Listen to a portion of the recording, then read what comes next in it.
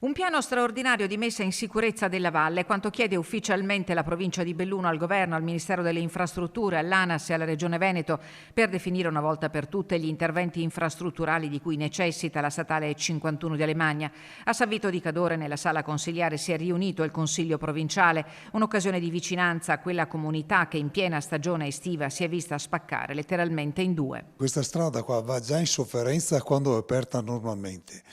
Con i cantieri che la stanno ammodernando, e di questo dobbiamo ringraziare ANAS che ha avuto veramente un momento di sensibilità nei nostri confronti, credo anche in prospettiva delle Olimpiadi, ma soprattutto pensando di chiudere la 51 Alemagna tra San Vito e Cortina nel mese di luglio e nel mese di agosto, questa sta diventando veramente un dramma. L'emergenza è in corso a San Vito di Cadore da quasi un mese, la goccia che ha fatto traboccare il vaso, ma per arrivare a San Vito da Belluno i tempi di percorrenza sono raddoppiati a causa dei cantieri disseminati sin dal Ponte Cadore. Tutti in fila e fermi per almeno 5 volte e traffico regolato da movieri o semaforo. Un incubo per chi deve spostarsi abitualmente, mitigato temporaneamente nei weekend, anche grazie allo stop alla circolazione dei tir.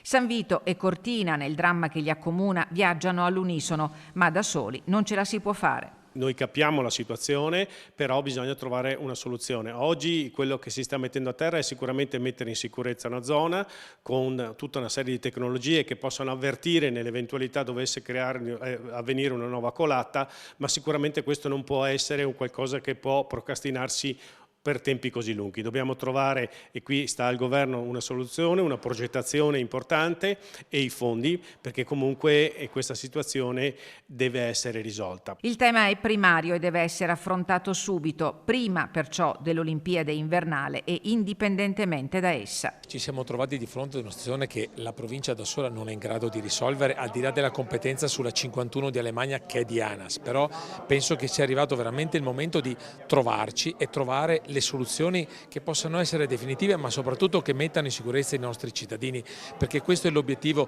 che l'amministrazione provinciale oggi vuole dare come segnale ai nostri cittadini.